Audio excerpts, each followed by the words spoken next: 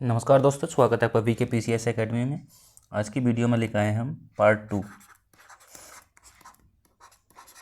UPPSC का। ये 2023 का पेपर है।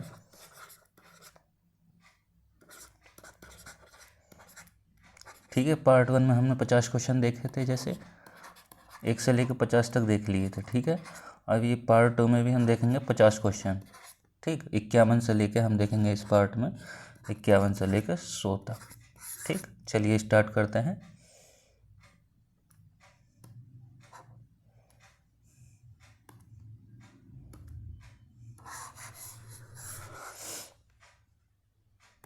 देखिए, क्वेश्चन है निम्नलिखित कथनों में से लेटेराइट मिट्टी के विषय में कौन सा कथन सही है।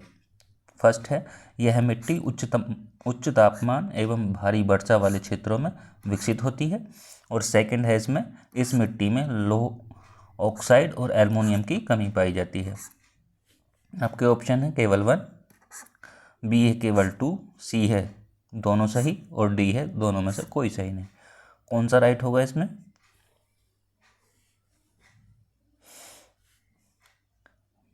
मिट्टी को हम मृदा भी कहते हैं। ठीक है, लेटराइट मृदा के बारे में बताना है, बताइए।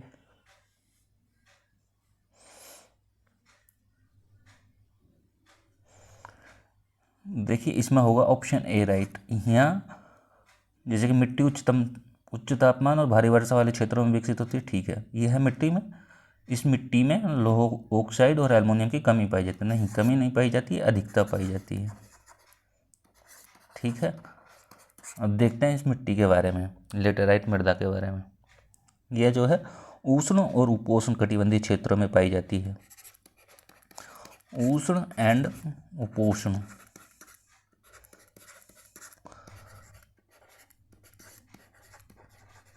कटिबंधीय क्षेत्रों में पाई जाती है।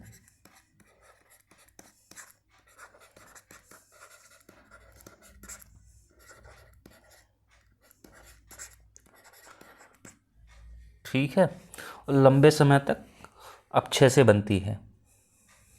लंबे समय के अक्षय से बनती है। लंबे समय के अक्षय से बनती है।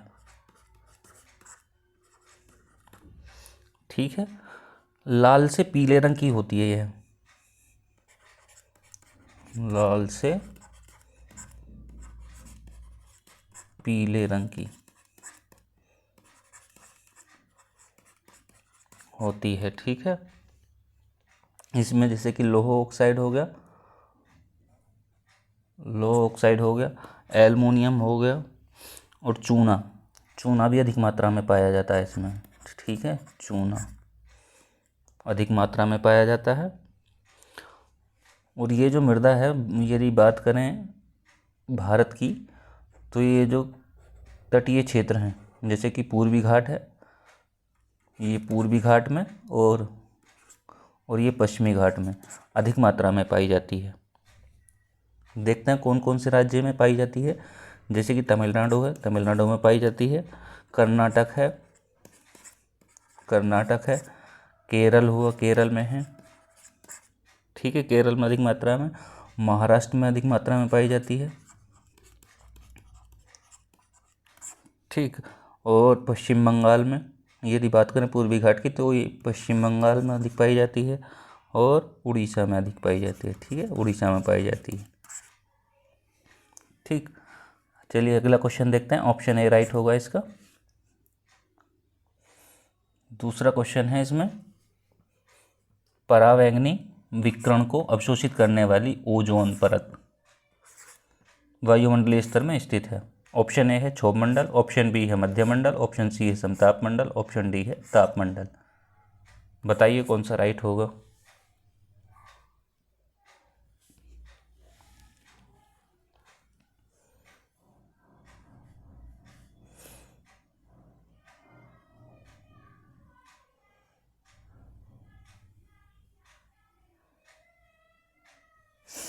इसमें होगा आपका सी ऑप्शन। ठीक है, समताप मंडल। देखिए क्षोभ मंडल के बारे में जानते हैं कुछ। इसमें क्या होता है, मौसमी घटनाएं घटित होती हैं, मौसमी घटनाएं घटित होती हैं।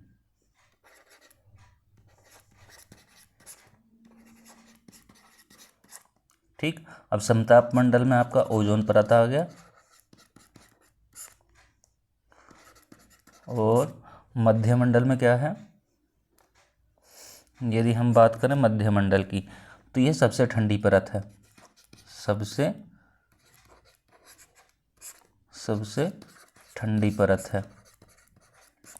ठीक है, और उल्काएं जो जलती हैं वो इसी में जलती हैं,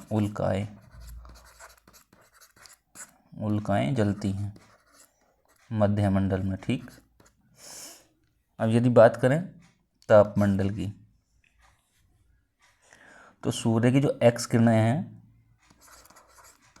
सूर्य की एक्स रेज जो हैं, परावैंगनी विकिरण को अवशोषित करती हैं,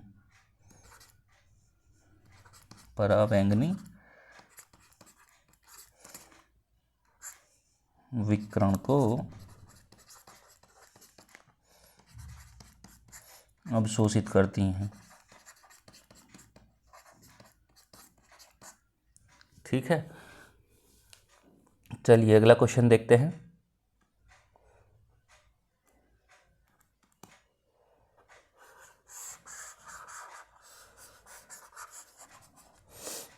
क्वेश्चन है, भारत की प्रमुख नदियां हैं, उनके उद्गम स्थलों के जोड़े बनाने हैं। एक तरफ नदियां दी हुई हैं, दूसरी तरफ उद्गम स्थल दिए हुए हैं। ठीक है, यमुना के सामने दिया सिहावा, कृष्णा के सामने दिया नासिक, गोदावरी के सामने दिया है महाबलेश्वर, और महानदी के सामने दिया है यमुनोत्री। तो ये बताना कौन सी नदी कहाँ से निकलती है।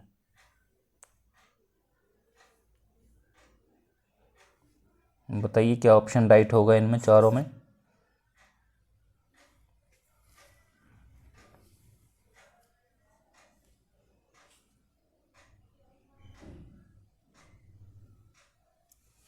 देखिए यमुना कहाँ से निकलती है, यमुना निकलती है यमुनोत्री से, कृष्णा निकलती है महाबलेश्वर से, और गोदावरी निकलती है नासिक से।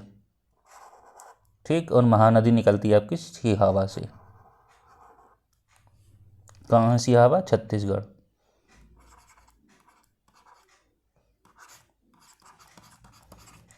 छत्तीसगढ़, नासिक महाराष्ट्र।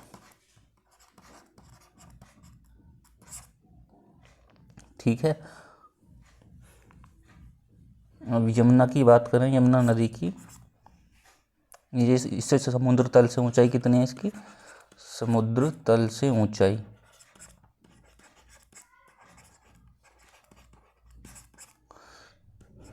कितनी है, वो है 6316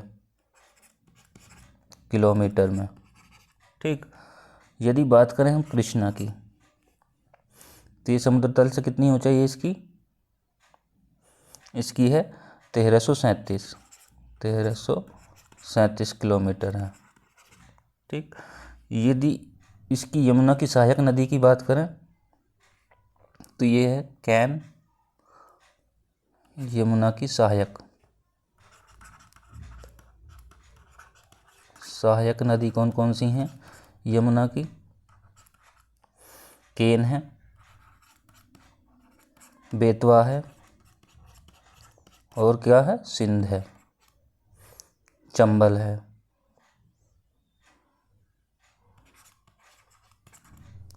और चंबल।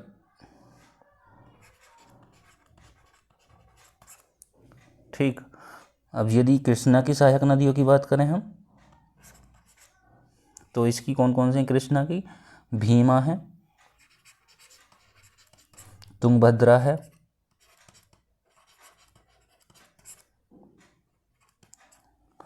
मूसी है, अमरावती है, और कोयना है। ये इसकी सहायक नदियां हैं। ठीक, अब यदि बात करें गोदावरी की, कितनी लंबाई है गोदावरी की? देखिए, इसको वृद्धगंगा के नाम से भी जाना जाता है, वृद्धगंगा, और दक्षिण गंगा के नाम से भी जाना जाता है। ठीक,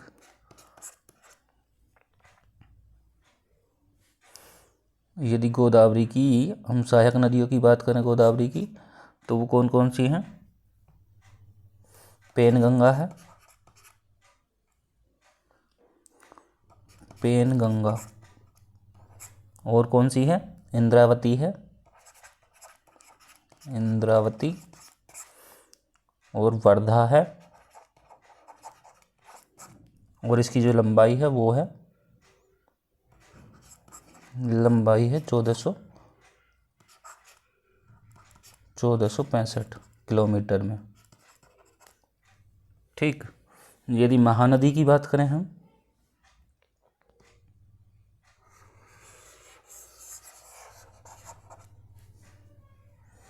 यदि बात करते हैं महानदी की, तो इसकी जो लंबाई है वो कितनी है? लंबाई है 851 किलोमीटर। ठीक, और जो इसकी सहायक नदियां हैं वो है ब्राह्मणी, ब्राह्मणी, और कौन सी है? वैतरणी, वैतरणी। ठीक, अगला क्वेश्चन देखते हैं। अच्छा, ये यमुनोत्री हमने ऑप्शन नहीं बताया इसमें, तो देखिए कौन सा है? जमुना, ए का 4 और बी का 3, ए का 4 किसी में है और बी का 3 ए ऑप्शन में दिख रहा है हमको, तो ए ऑप्शन राइट होगा इसमें। ठीक है, चलिए अगला क्वेश्चन देखते हैं।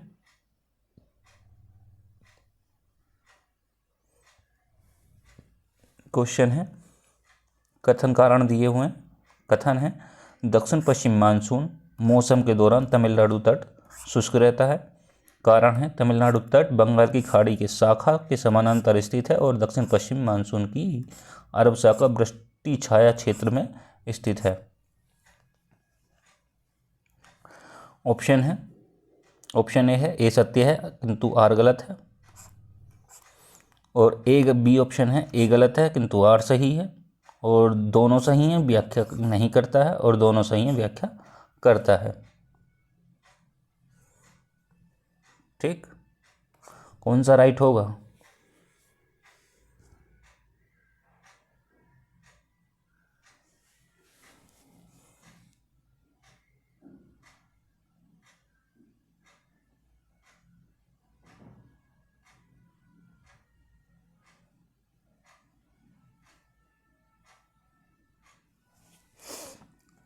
देखिए, दक्षिण पश्चिम मानसून के मौसम के दौरान तमिलनाडु तट शुष्क रहता है, सही है।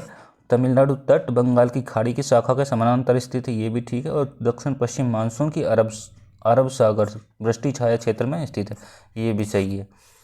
दक्षिण पश्चिम मानसून मौसम के दौरान तमिलनाडु तट शुष्क रहता है क्योंकि तमिलनाडु तट बंगाल की खाड़ी की शाखा के समानांतर स्थित है, और दक्षिण पश्चिम मानसून, हाँ, व्याख्या करता है। दोनों सही हैं और व्याख्या भी करता है। ठीक है, डी ऑप्शन राइट होगा इसमें। और जो यदि बात करें सबसे पहले वर्षा कहाँ होती है, तो वो होती है केरल। ठीक, सबसे पहले मानसून कहाँ आता है? केरल में। ठीक, अगला क्वेश्चन देखते हैं।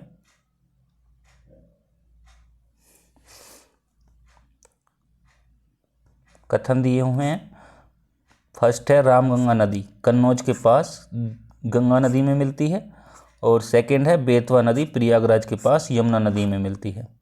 ऑप्शन है, ऑप्शन ए है केवल 1, ऑप्शन बी है केवल 2, ऑप्शन सी है दोनों सही, ऑप्शन डी है दोनों में से कोई सही नहीं। कौन सा राइट होगा इसमें?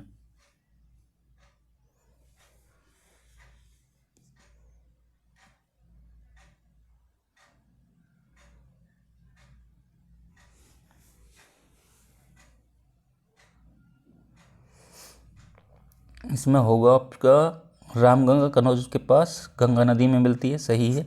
बेतवा नदी प्रयागराज के पास यमुना नदी में मिलती है, ये गलत है। तो इसमें होगा केवल एक ऑप्शन, ए ऑप्शन। ठीक है, चलिए देखते हैं रामगंगा के बारे में। रामगंगा में क्या है? इसका जो उद्गम है, उद्गम कहाँ से होता है?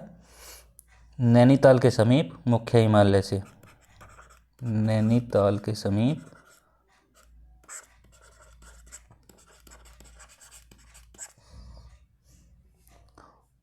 मुख्य हिमालय का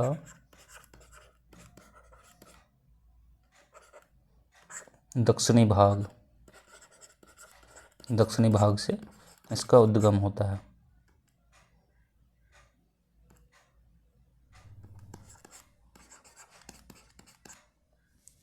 ठीक। इसका संगम कहाँ होता है? तो वो होता है कन्नौज के निकट गंगा नदी में। संगम कहाँ होता है?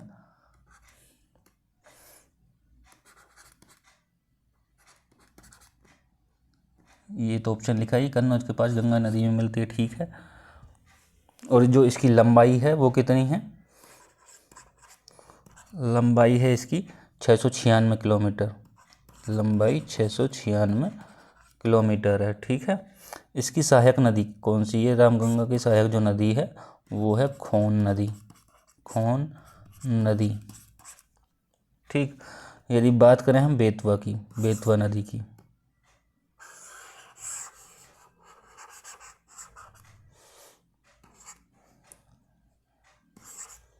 बेतवा नदी की बात करें तो ये निकलती कहाँ से है?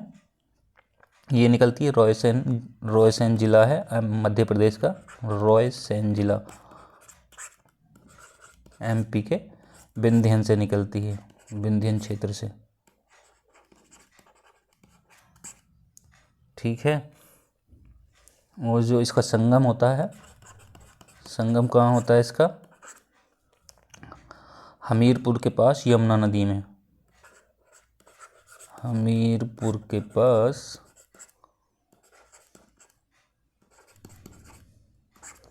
यमुना नदी।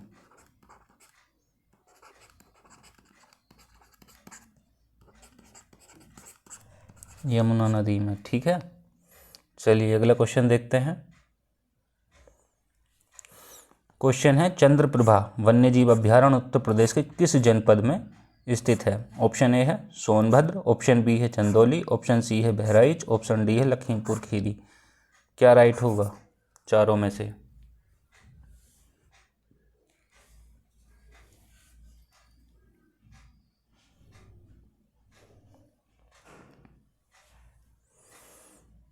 देखिए चंद्रप्रभा से ही इसका ऑप्शन निकल जा रहा है। चंद्रप्रभा, चंद्र मतलब चंदौली। बी ऑप्शन राइट होगा। ठीक है, ऐसे ध्यान रखेंगे। ठीक है, अगला क्वेश्चन देखते हैं। क्वेश्चन है, निम्नलिखित में से कौन सा एक दर्रा एक तरफ दर्रे दिए हैं, दूसरी तरफ राज्य दिए हैं। ठीक है, कौन सा सही सुमेलित है? सही सुमेलित बताना है। ठीक है, ऑप्शन ए है अगिल अरुणाचल प्रदेश, बी है दीफू लद्दाख, और सी है आपका नीति उत्तराखंड, और डी है माना दर्रा हिमाचल प्रदेश। कौन सा राइट होगा चारों में?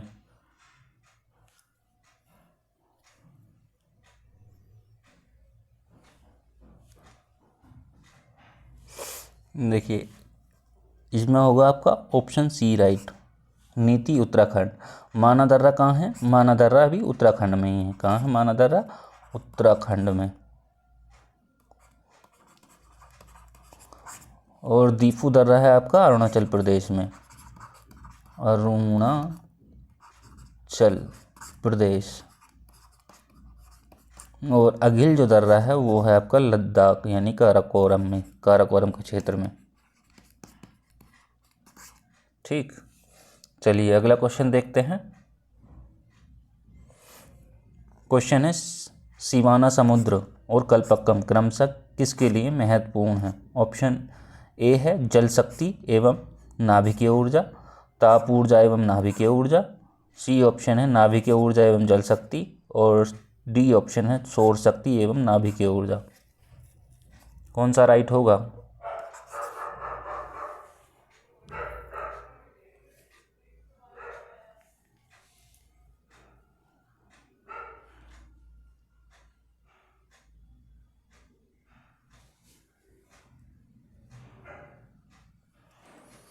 देखिए क्रमशः का मतलब होता है जैसे कि सिवाना किस पे होगा, जल शक्ति पे, और जो कल्पक्कम होगा वो होगा नाभिकीय ऊर्जा पे। ठीक है, बताइए कौन सा होगा राइट इसमें। देखिए इसमें ए ऑप्शन ही राइट होगा। सिवाना समुद्र जो है जल शक्ति से है और कल्पक्कम जो है नाभिकीय ऊर्जा से। ठीक है,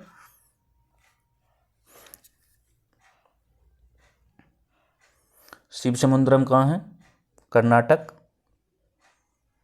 यदि बात करें शिव समुद्रम कर्नाटक में है, और कल्पक्कम की बात करें तो ये तमिलनाडु में है, तमिलनाडु।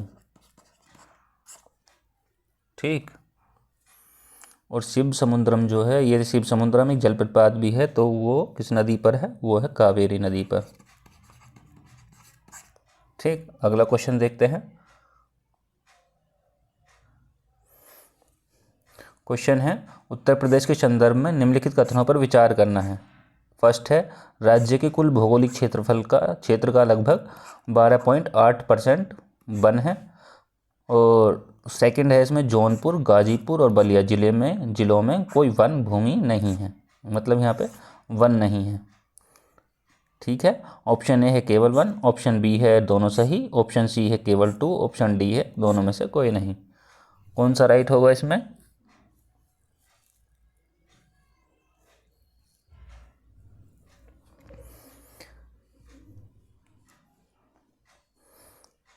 राज्य के कुल भौगोलिक क्षेत्रफल का लगभग 12.8% वन है, सही है।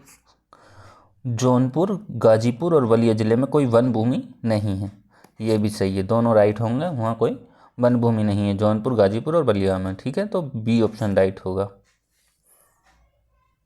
चलिए अगला क्वेश्चन देखते हैं। क्वेश्चन है निम्नलिखित में से कौन सा बंदरगाह देश सही सुमेलित नहीं है। ऑप्शन ए है रोटरडम नीदरलैंड, ऑप्शन बी है इगारका चीन, ऑप्शन सी है मॉन्टेविडियो उरुग्वे और जकार्ता इंडोनेशिया। डी ऑप्शन क्या राइट होगा इसमें।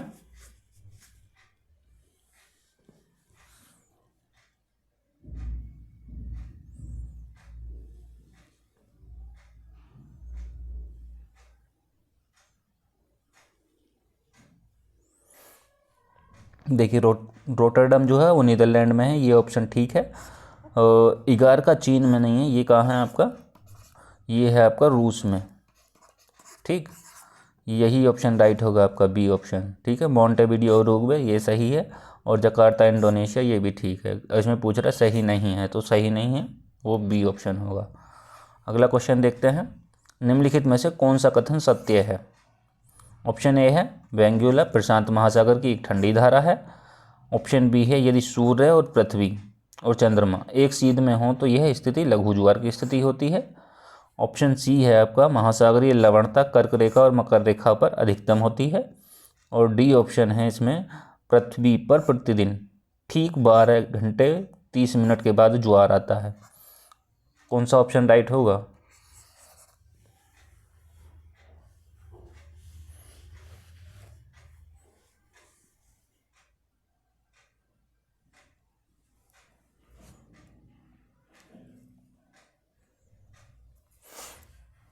देखिए बेंगुला जो है प्रशांत महासागर की नहीं है, ये है आपके अटलांटिक महासागर की।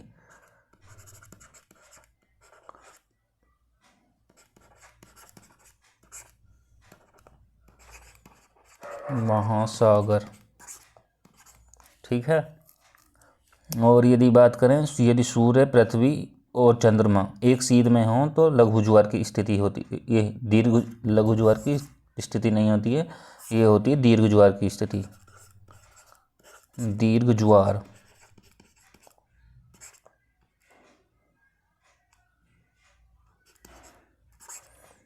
ठीक, महासागरीय लवणता कर्क रेखा और मकर रेखाओं पर अधिकतम होती है, ये ठीक है, दोनों के बीच अधिकतम लवणता होती है, और सत्य पूछ रहा है। ठीक है, अगला डी ऑप्शन क्या है, पृथ्वी पर प्रतिदिन ठीक 12 घंटे 30 मिनट के बाद ज्वार आता है, ये 30 मिनट नहीं होगा, यहाँ होगा 26 मिनट।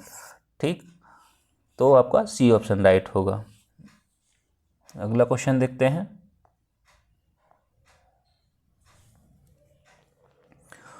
क्वेश्चन है, संयुक्त राज्य अमेरिका और मेक्सिको के बीच सीमा पर स्थित नदी है। मतलब संयुक्त राज्य अमेरिका और मेक्सिको के बीच कौन सी नदी बहती है? ऑप्शन ए है मिसिसिपी, ऑप्शन बी है रियो ग्रांडे, ऑप्शन सी है अमेजन, ऑप्शन डी है कोलोरेडो। कौन सा राइट होगा?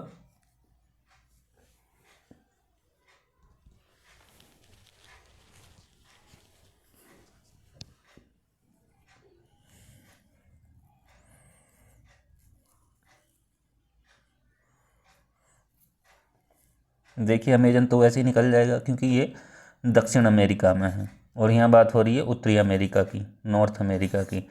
ठीक है, तो इसमें आपका होगा बी ऑप्शन, रियो ग्रांडे। संयुक्त राज्य अमेरिका और मेक्सिको के बीच सीमा बनाती है नदी।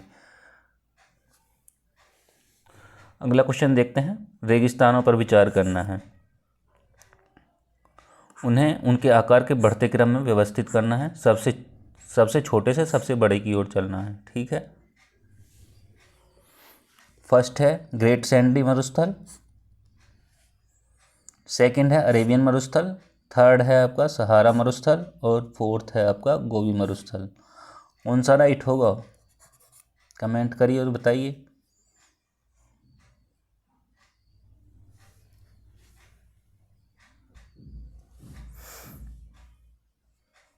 देखिए ग्रेट सैंडी मरुस्थल का क्षेत्रफल कितना है? यह 2,84,993 वर्ग किलोमीटर में है। ठीक है, अरेबियन का देखें तो 18,55,000 इसका क्षेत्रफल है। ठीक है, और यदि बात करें सहारा मरुस्थल की, सहारा मरुस्थल का जो क्षेत्रफल है, आकार है उनका, तो वो कितना है? 92 लाख वर्ग किलोमीटर, 92 लाख वर्ग किलोमीटर। यदि गोबी की बात करें तो ये है 12,95,000, 12,95,000। ठीक, देखिए कौन कौन सा बैठ रहा है अब उस हिसाब से। देखिए पहला है आपका 28 लाख 2,84,993, फिर है 18 लाख। तो कौन सा राइट होगा इसमें? बढ़ते क्रम में लगाना है तो सबसे पहले 2 लाख वाला ही आएगा। ठीक है, तो एक एक इसमें पहले में इन दोनों ऑप्शन में है। ठीक है, 2 लाख के बाद यदि बात करें फिर आएगा आपका ये 12 लाख। ठीक है, तो गोबी मरुस्थल आएगा फिर 1 और 4, ये सी ऑप्शन में जाएंगे, सी ऑप्शन राइट होगा। ठीक है, अगला क्वेश्चन देखते हैं।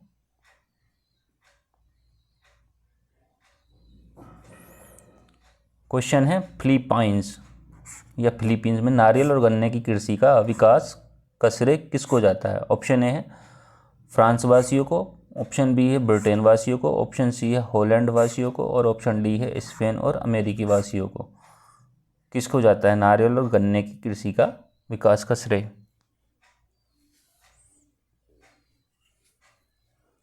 बताइए, कमेंट करिए क्या राइट होगा इसमें।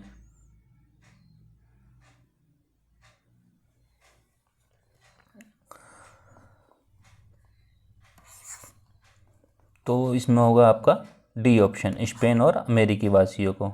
ठीक है, अगला क्वेश्चन देखते हैं। क्वेश्चन है सही सुमेलित करना, सुमेलित करना है। एक तरफ पर्वत दिए हैं हमें और दूसरी तरफ देश दिए हैं। ठीक, किलिमंजारो के सामने दिया मोरक्को, टुबकल के सामने दिया अल्जीरिया और स्टैनली के सामने दिया है तंजानिया और डी है होगर के सामने दिया है युगांडा। करिए सुमेलित, कौन सा राइट होगा?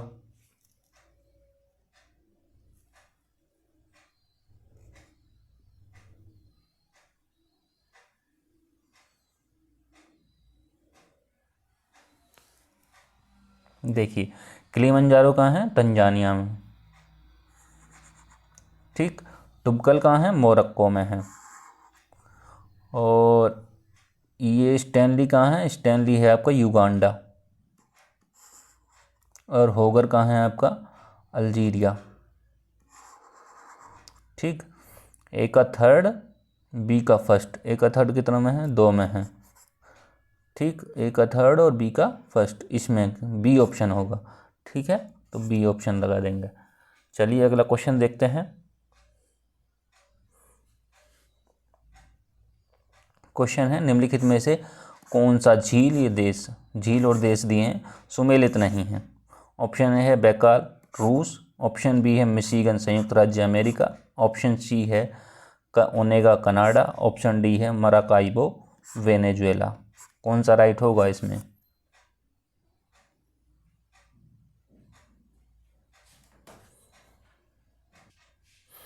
इसमें होगा आपका ऑप्शन सी राइट।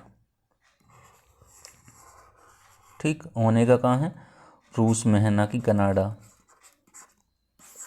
ठीक, अगला क्वेश्चन देखते हैं, अल्नीना के बारे में देखते हैं। फर्स्ट है अल्नीना।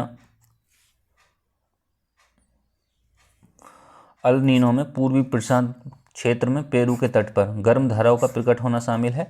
सेकंड है यह गर्म धाराओं के पेरू के तट पर पानी के तापमान को 10 डिग्री तक बढ़ा देती है, जिसमें समुद्र में प्लैंकटन की मात्रा बढ़ जाती है।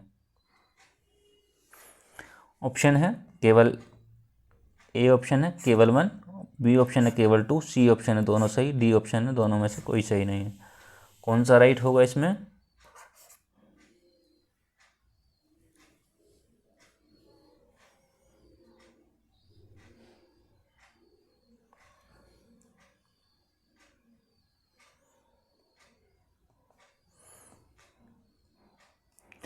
अल्नीना में पूर्वी प्रशांत क्षेत्र में पेरू के तट पर गर्म धाराओं का प्रकट होना शामिल है, सही है। यह गर्म धारा पेरू के तट पर पानी के तापमान को 10 डिग्री तक बढ़ा देती है, जिसमें समुद्र में प्लैंकटन की मात्रा बढ़ जाती है। नहीं, ये ऑप्शन गलत हो जाएगा, तो इसमें केवल 1 होगा।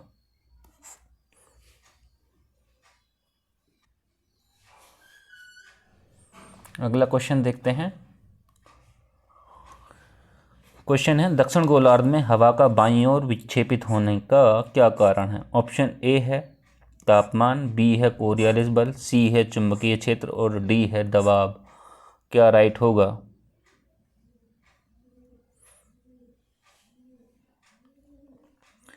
Temperature, Coriolis force, magnetic field और ये प्रेशर। क्या राइट होगा इसमें?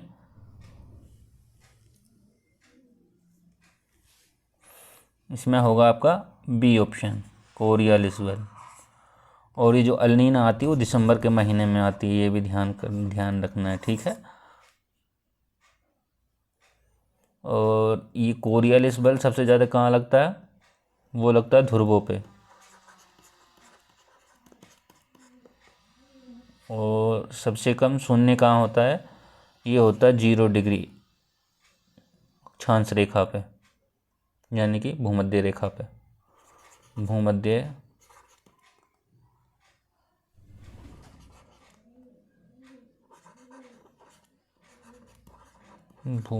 रेखा पर ध्रुवों पर अधिक और भूमध्य रेखा पर कम।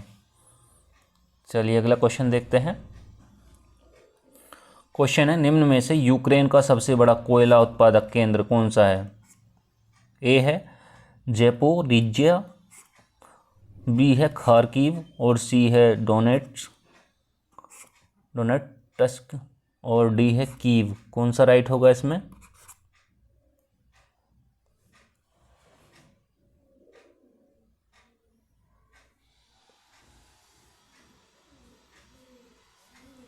इसमें होगा आपका डोनेट्स्क, सी होगा। ठीक है, अगला क्वेश्चन देखते हैं। माउंट न्यूमेन निम्नलिखित में से किस खनिज के लिए प्रसिद्ध है। ऑप्शन ए है लोहायस्क, बी है मैग्नीज, ऑप्शन सी है तांबा और ऑप्शन डी है बॉक्साइट। क्या राइट होगा?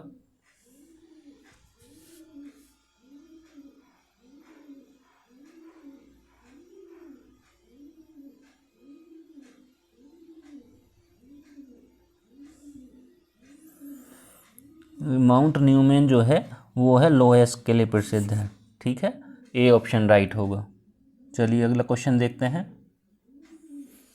ये करंट का क्वेश्चन है।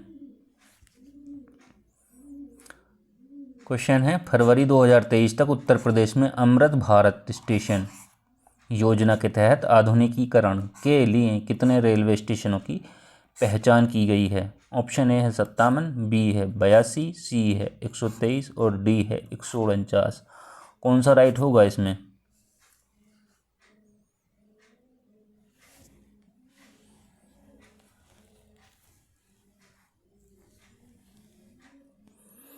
कि इसमें जो स्टेशनों की पहचान की गई थी वो है 149, 149। ठीक है, अगला क्वेश्चन देखते हैं। दिसंबर 2022 में सुदर्शन प्रहार सैन्य अभ्यास कहाँ किया गया था? ऑप्शन ए गुजरात, बी है राजस्थान, सी है उत्तर प्रदेश और डी है आपका मध्य प्रदेश। कौन सा राइट होगा इसमें? कमेंट करिए और बताइए।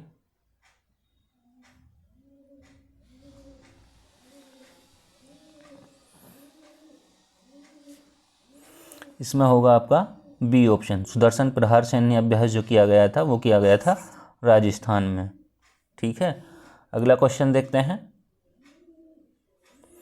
क्वेश्चन है, दिसंबर 2022 में जारी सामाजिक प्रगति सूचकांक के अनुसार टियर फर्स्ट में निम्नलिखित में से कौन से अति उच्च सामाजिक प्रगति में शीर्ष 3 स्थानों पर है? ऑप्शन है पांडिचेरी, लक्षद्वीप और गोवा, बी ऑप्शन है मिजोरम, हिमाचल प्रदेश और लद्दाख, और सी ऑप्शन है केरल, नागालैंड, मेघालय, और डी ऑप्शन है उपयुक्त में से कोई नहीं। क्या राइट होगा इसमें?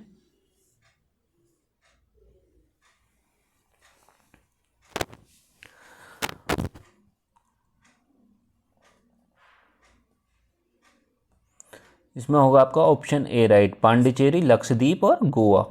ठीक, अगला क्वेश्चन देखते हैं। निसार उपग्रह के बारे में निम्नलिखित में से किन संगठनों द्वारा संयुक्त रूप से विकसित किया गया है? ऑप्शन ए है इसरो और नासा, बी है ईएसए और इसरो, और सी ऑप्शन है ईएसए और नासा, और डी ऑप्शन है रोसकोसमोस और सीएनएसए। कौन सा राइट होगा इसमें?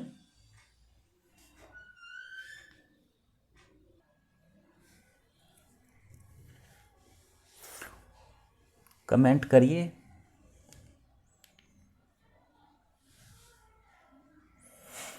क्या राइट होगा इसमें? इसमें होगा आपका इसरो और नासा। ये निसार उपग्रह जो है इसरो और नासा का है। ठीक है, तो ए ऑप्शन राइट होगा। ठीक है, अगला क्वेश्चन देखते हैं। क्वेश्चन है, केंद्रीय बजट 2023-24 के अनुसार अंतर्राष्ट्रीय अवसरों के लिए युवाओं को कौशल प्रदान करने के लिए विभिन्न राज्यों में कितने कौशल भारत अंतर्राष्ट्रीय केंद्र स्थापित किए जाएंगे?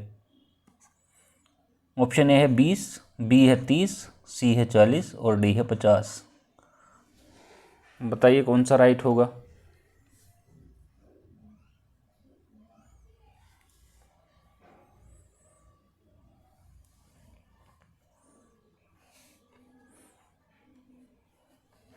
इसमें आपका राइट होगा 30, बी ऑप्शन राइट होगा। ठीक है, अगला क्वेश्चन देखते हैं। साहित्य अकादमी पुरस्कार 2022 प्राप्त करने वाले प्रसिद्ध उपन्यास all the lives we never lived के लेखक कौन है? ऑप्शन ए है अनीता देसाई, ऑप्शन बी है अनुराधा रॉय, ऑप्शन सी है शोभा डे और ऑप्शन डी है सुधा मूर्ति। कौन सा राइट होगा?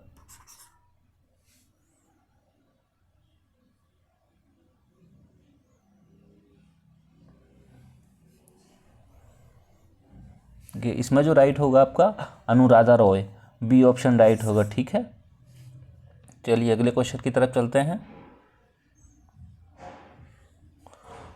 क्वेश्चन है, खनिज संपदा के संदर्भ में पूछ रहा है, निम्नलिखित कथनों में से कौन सा सही है? ऑप्शन ए है जम्मू कश्मीर के रिहायशी जिलों में लिथियम के अनुमानित संपदा भंडार मिले हैं, और सेकंड है इसमें भारत अनेक खनिजों लिथियम, निकेल और कोबाल्ट के लिए आयात पर निर्भर है। ऑप्शन है आपके पास केवल 1, केवल 2, दोनों सही और दोनों गलत। कौन सा राइट होगा?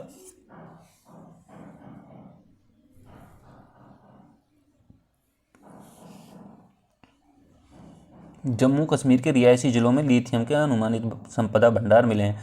सही है। और सेकंड है, भारत अनेक खनिजों लिथियम और निकेल कोबाल्ट के लिए आयात पर निर्भर करता है। ये भी ठीक है, तो दोनों ठीक होंगे। ठीक है, सी ऑप्शन राइट होगा इसमें। चलिए अगला क्वेश्चन देखते हैं। क्वेश्चन है, फरवरी 2023 में भारत के सबसे बड़े हेलीकॉप्टर निर्माण संयंत्र का उद्घाटन निम्नलिखित में से किस स्थान पर हुआ था? ऑप्शन ए है चाकेरी उत्तर प्रदेश, बी ऑप्शन है तुमकुर कर्नाटक, और सी ऑप्शन है आपका कोयम्बटूर तमिलनाडु, और डी ऑप्शन है आपके पास नासिक महाराष्ट्र। कौन सा राइट होगा? करंट अफेयर का क्वेश्चन है।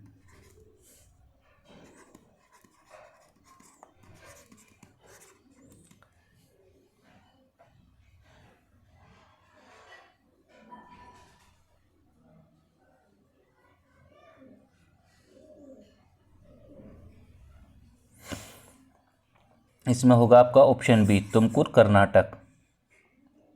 ठीक।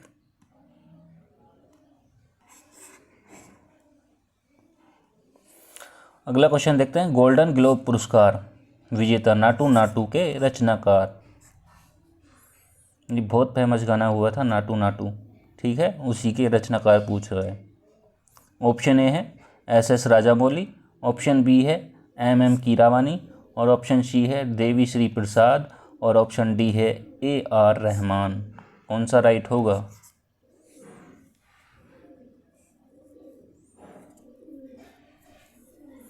अब ये गलती मत करना, जैसे कि अभी ये पूछा है नाटू नाटू, राजा मौली मत लगा देना, तो राजा मौली नहीं होगा। ठीक है, तो इसमें होगा बी ऑप्शन MM कीरावानी।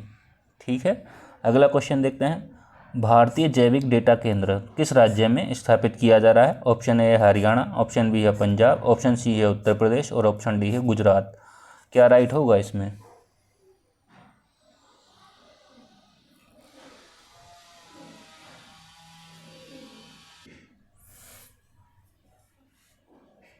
इसमें आपका ऑप्शन होगा ए हरियाणा। ठीक है। चलिए अगला क्वेश्चन देखते हैं। क्या है क्वेश्चन? क्वेश्चन है, भारत के G20 प्रतीक चिन्ह के संदर्भ में निम्नलिखित कथनों पर विचार करना है। कौन सा सही है? ठीक है। ऑप्शन फर्स्ट है प्रतीक चिन्ह में 7 पंखुड़ियों वाला कमल है। ऑप्शन सेकंड है प्रतीक चिन्ह की 7 पंखुड़ियों 7 महाद्वीपों का प्रतिनिधित्व करती है। कौन सा राइट होगा इसमें?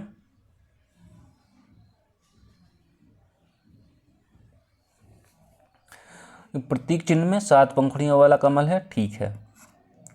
प्रतीक चिन्ह की 7 पंखुड़ियों और 7 महाद्वीप का प्रतिनिधित्व करते हैं। ये भी ठीक है। दोनों ऑप्शन राइट होंगे। ऑप्शन सी राइट होगा इसमें। यदि हम G20 देश की बात करें, कौन कौन से देश है G20 में? ये क्या है? G20 अंतर्राष्ट्रीय मंच है। ये G20 क्या है? अंतर्राष्ट्रीय मंच है। ये अंतर्राष्ट्रीय मंच है। ठीक। यदि देश की बात करें तो जैसे कि अर्जेंटीना हो गया, अर्जेंटीना इसमें आता है। ठीक। और क्या आता है?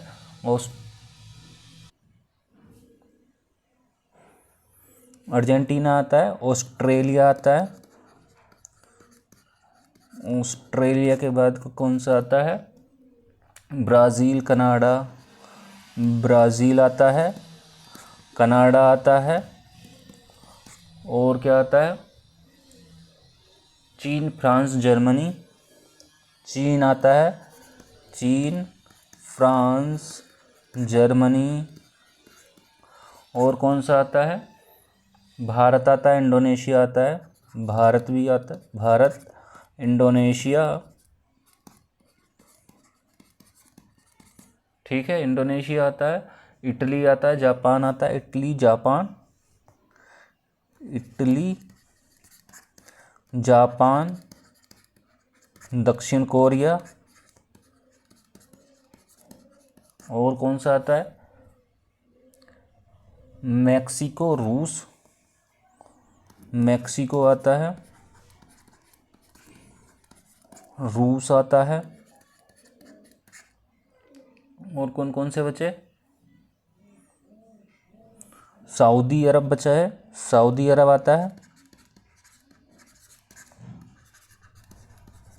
दक्षिण अफ्रीका आता है। और क्या आता है? यूनाइटेड किंगडम ब्रिटेन आता है। और यूएसए आता है। और क्या आता है? यूरोपियन यूनियन भी आता है, यूरोपियन यूनियन आता है। ठीक है। यदि इसके उद्देश्य की बात करें, इसका उद्देश्य क्या है?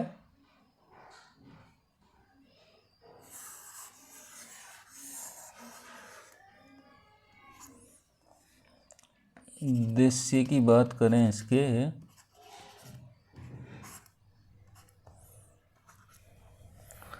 अंतर्राष्ट्रीय सहयोग में बढ़ावा देना, अंतर्राष्ट्रीय सहयोग में बढ़ावा और वैश्विक आर्थिक मुद्दों पर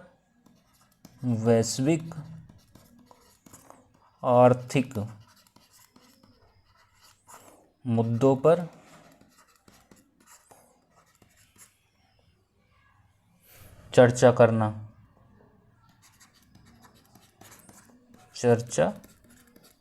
करना। जैसे कि एग्जाम्पल उदाहरण के साथ समझेंगे। क्या क्या हो सकता है? वित्तीय स्थिरता और व्यापार। ठीक, ये सब है। अगला क्वेश्चन देखते हैं। अच्छा, महाद्वीप देख लेते हैं इसमें। जैसे कि कौन कौन से? अफ्रीका और अंटार्कटिका,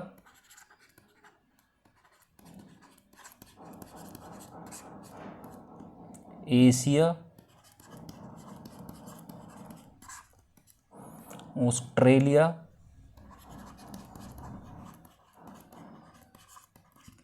कितने हो गए? 1 2 3 4, नॉर्थ अमेरिका और उत्तरी अमेरिका,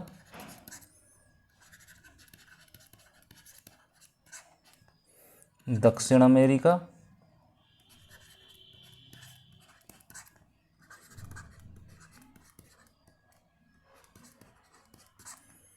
एक ये हो गया, दूसरा ये हो गया दक्षिण अमेरिका, तीसरा अफ्रीका हो गया, चौथा अंटार्कटिका हो गया, पांचवा एशिया हो गया और छठा ऑस्ट्रेलिया हो गया और सातवां कौन सा है? यूरोप।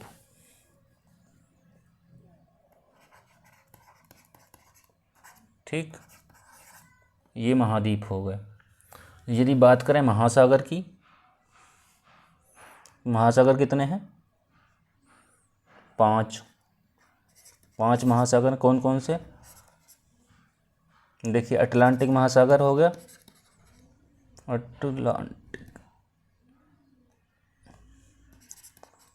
अटलांटिक महासागर, प्रशांत हो गया,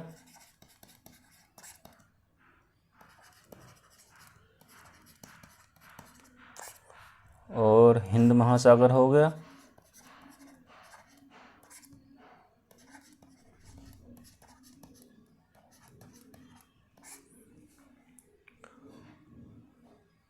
और आर्कटिक हो गया,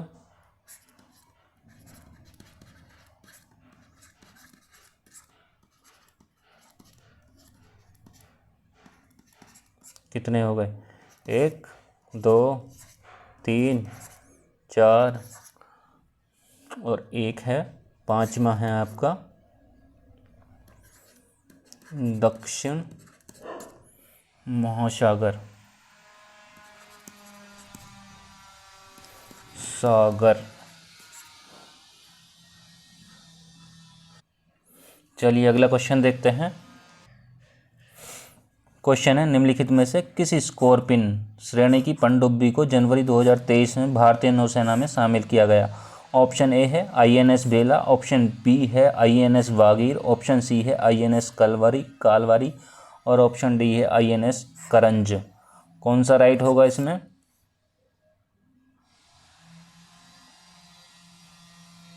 इसमें होगा आपका option B right, INS Vagir. ठीक,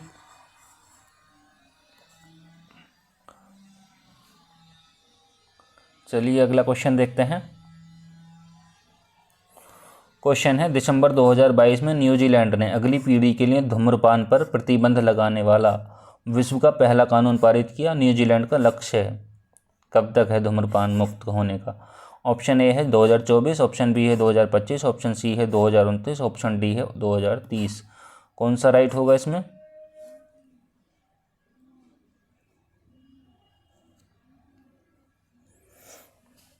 तो ये जो लक्ष्य है इनका वो है 2025 तक, 2025 के एंड तक धूम्रपान मुक्त हो जाएगा। कौन? न्यूजीलैंड।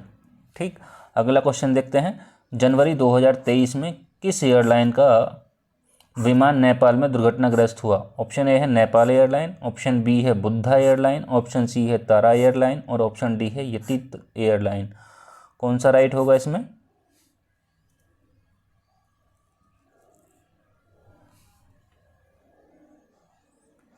कमेंट करिए और बताइए।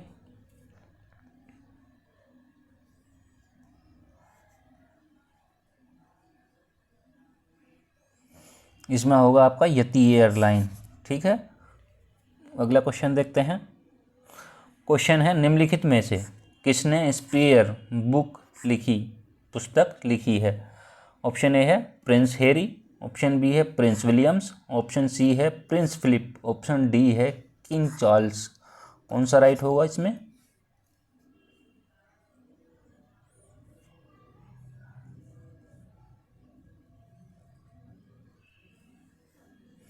इसमें होगा आपका ऑप्शन ए राइट होगा, प्रिंस हैरी।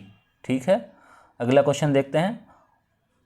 पोप बेनेडिक्ट 16वें जिनका हाल ही में निधन हुआ के संदर्भ में कौन सा कथन सही है बताना है। ठीक है, ऑप्शन ए है फर्स्ट है इसमें, वह जर्मनी के मूल निवासी थे, और सेकंड ऑप्शन है इसमें 600 वर्षों में इस्तीफा देने वाले पहले पोप थे।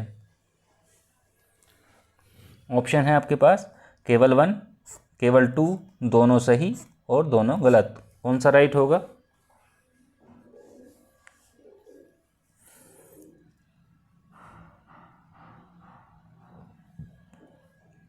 इसमें होगा आपका सी ऑप्शन राइट, दोनों सही थे। जर्मनी के मूल निवासी थे और 600 वर्षों में इस्तीफा देने वाले पहले पोप थे। ठीक है, अगला क्वेश्चन देखते हैं।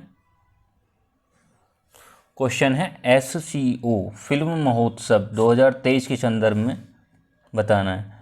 फर्स्ट है, संघाई सहयोग संगठन की भारत की अध्यक्षता के दौरान SCO फिल्म महोत्सव आयोजित किया जा रहा है, और सेकंड है SCO फिल्म महोत्सव में SCO देशों की फिल्में दिखाई जाएंगी। ऑप्शन है आपके पास केवल 1, केवल 2, दोनों सही और दोनों गलत। कौन सा राइट होगा इसमें?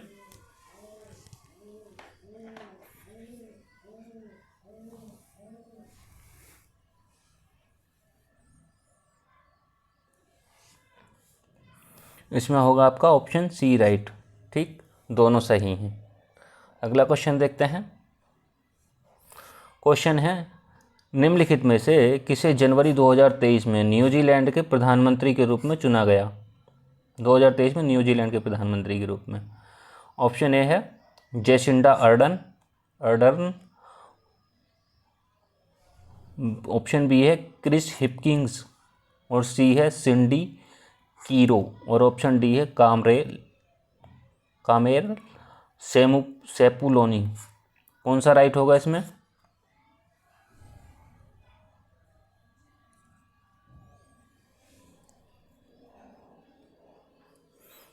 तो 2023 में जो चुना गया था वो किसको चुना गया था प्रधानमंत्री के रूप में?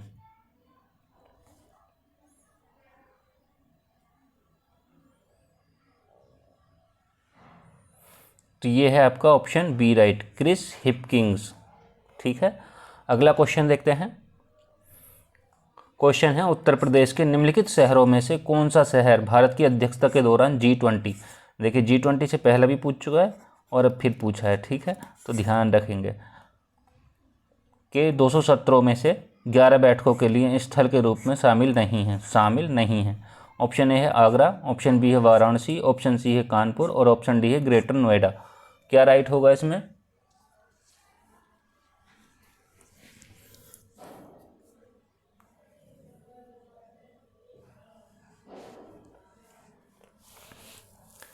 देखिए आगरा शामिल है, वाराणसी भी शामिल है और नोएडा भी शामिल है, लेकिन कानपुर जो है इसमें कानपुर शामिल नहीं है, तो सी ऑप्शन राइट होगा, ठीक है।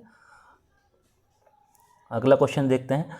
क्वेश्चन है, फरवरी 2023 में 12 चीतों को दक्षिण अफ्रीका से भारत लाया गया, और सेकंड है कारण है इसका, चीतों की आबादी को सुधारना भारत की प्राथमिकता है। ऑप्शन देख लेते हैं क्या क्या ऑप्शन दिए हैं। ऑप्शन है हमारे पास, दोनों सही हैं, व्याख्या सही करता है, दोनों सही हैं पर व्याख्या नहीं करता है, और ऑप्शन सी है ए सत्य है आर असत्य यानी गलत है, और ए गलत है परंतु आर सही है। कौन सा राइट होगा इनमें?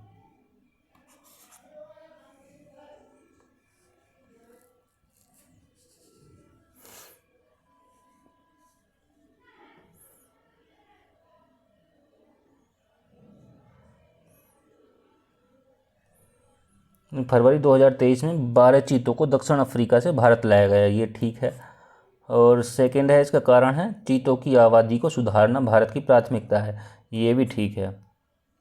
यदि व्याख्या की बात करें तो फरवरी 2023 में 12 चीतों को दक्षिण अफ्रीका से भारत लाया गया क्योंकि चीतों की आबादी को सुधारना, हाँ ठीक है, व्याख्या भी करेगा, ऑप्शन ए राइट होगा, ठीक है। अगला क्वेश्चन देखते हैं।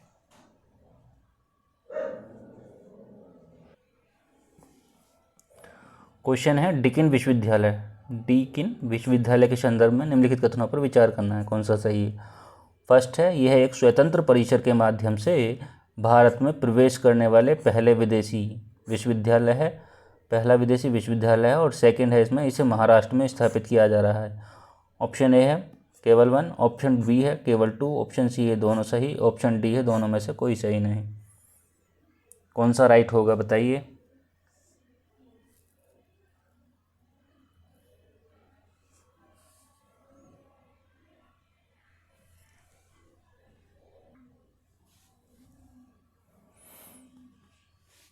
यह एक स्वतंत्र परिसर के माध्यम से भारत में प्रवेश करने वाला पहला विदेशी विश्वविद्यालय है, ये सही है। दूसरा, इसे महाराष्ट्र में स्थापित किया जा रहा है, ये गलत है क्योंकि ये महाराष्ट्र में नहीं, गुजरात में स्थापित किया गया था, गुजरात, ठीक है। तो इसमें केवल ए ऑप्शन राइट होगा, ठीक है। अगला क्वेश्चन है, भारतीय मूल के किस व्यवसायी को साउथवॉर्क के लंदन बरो का मेयर दूसरी बार चुना गया। ऑप्शन फर्स्ट ए है सैम डॉल्टन, बी है सुनील चोपड़ा, और सी है गौतम अडानी, और डी है नीरज पाटिल। कौन सा राइट होगा इसमें? कमेंट करिए और बताइए।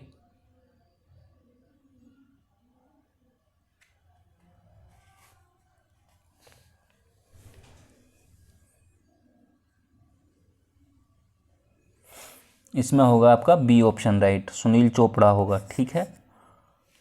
चलिए अगला क्वेश्चन देखते हैं। करंट के इस वीडियो में अच्छे खासे क्वेश्चन पूछे गए हैं, ठीक है। देखते हैं क्या है। 25 दिसंबर 2022 को निम्नलिखित में से किस देश द्वारा 1 जनवरी 2005 के बाद जन्मे हुए पुरुषों के लिए 1 वर्ष की सैनिक सेवा अनिवार्य कर दी गई। ऑप्शन ए है म्यांमार, बी है ताइवान, सी है श्रीलंका और डी है अफगानिस्तान। कौन सा राइट होगा इसमें?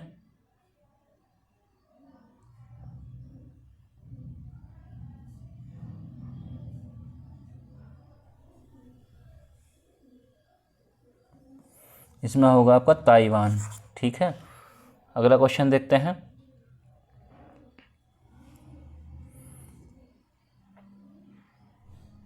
दो फरवरी 2023 को निम्नलिखित में से किस देश ने केंद्रीय बैंक के अपने करेंसी नोट से ब्रिटिश राजशाही को हटाने की घोषणा की? ऑप्शन ए है कनाडा, बी है ऑस्ट्रेलिया, सी है श्रीलंका और डी है नेपाल। कौन सा राइट होगा?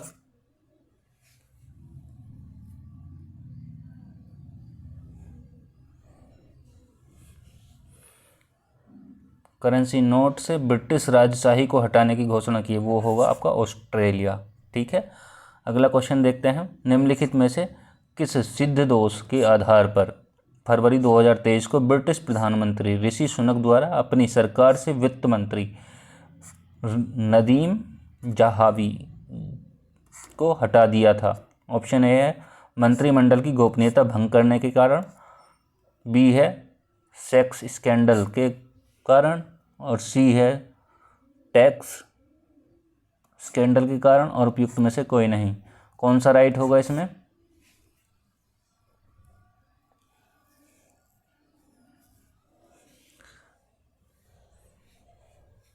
अब ये देखिए बी ऑप्शन में और सी ऑप्शन में कंफ्यूज नहीं होना है, तो इसमें होगा आपका टैक्स स्कैंडल के कारण।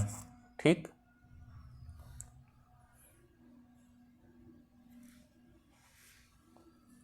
अगला क्वेश्चन देखते हैं। क्वेश्चन है निम्नलिखित में से कौन सा तत्व नोबेल गैस नहीं है? ऑप्शन ए है आर्गन, ऑप्शन बी है क्रिप्टन, ऑप्शन सी है राडॉन या रेडॉन और ऑप्शन डी है एक्टिनियम। कौन सा राइट होगा?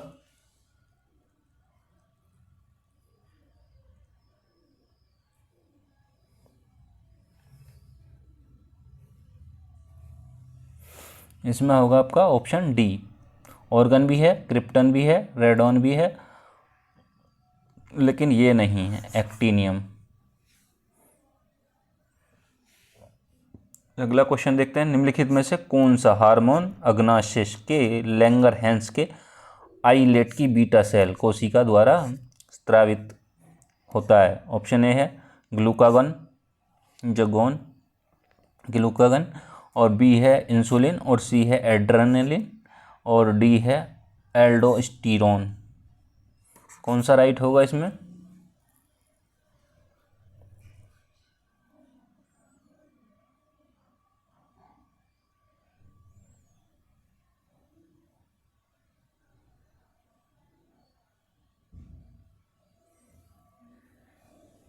इसमें होगा आपका बी ऑप्शन, इंसुलिन होगा। ठीक है, अगला क्वेश्चन देखते हैं।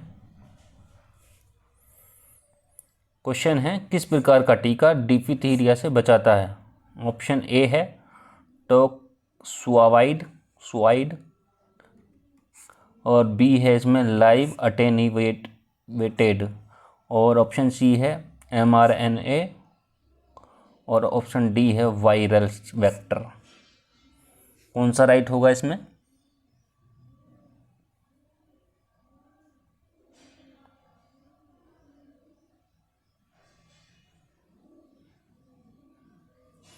तो इसमें होगा आपका टोक्सवाइड, ऑप्शन ए राइट होगा। ठीक है, अगला क्वेश्चन देखते हैं। निम्नलिखित में से कौन सा mRNA वैक्सीन है जिसका उपयोग कोविड-19 संक्रमण के विरुद्ध किया जाता है?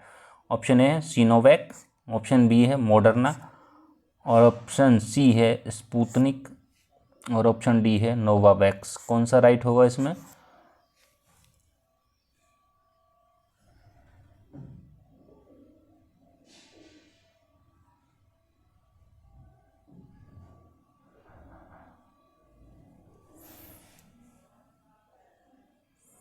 mRNA क्या करता है? प्रोटीन बनाने के निर्देश भी देता है, बनाने के निर्देश।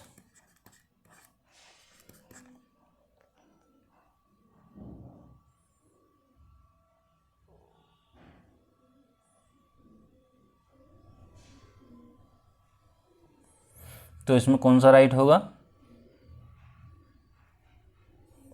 इसमें होगा आपका बी ऑप्शन, मॉडर्ना। ठीक है, अगला क्वेश्चन और लास्ट क्वेश्चन देखते हैं हम इस पार्ट का। देखिए जैसे कि हमने देखा पार्ट 1 में हमने 50 क्वेश्चन देखे थे और सेकंड पार्ट में देखा हमने इस बार ये, इसमें भी हमने 50 क्वेश्चन देखे। अगली जो थर्ड पार्ट आएगा हमारा, उसमें हम 50 क्वेश्चन देखेंगे। इसमें देखा था हमने 1 से लेके 50 क्वेश्चन तक, इसमें देखा हमने 51 क्वेश्चन से लेके 100 क्वेश्चन तक, और अगला जो वीडियो आएगा थर्ड वो देखेंगे हम 101 से लेके 150 तक। ठीक है, क्वेश्चन देखते हैं लास्ट। निम्नलिखित में से कौन सा कारक जैव विविधता के ह्रास के लिए सर्वाधिक महत्वपूर्ण कारक है? ऑप्शन ए है आनुवांशिक आत्मसातकरण, ऑप्शन बी है परभक्षियों पर नियंत्रण, ऑप्शन सी है प्राकृतिक वास का विनाश, और ऑप्शन डी है कीट नियंत्रण। कौन सा राइट होगा इसमें? देखिए, जैव विविधता ये बायोडाइवर्सिटी और जो चीज़ें हैं एनवायरनमेंट की क्लास हमने ली हैं, तो उस पर आप वीडियो देख सकते हैं। ठीक है, उस पर अच्छे से समझाया गया है।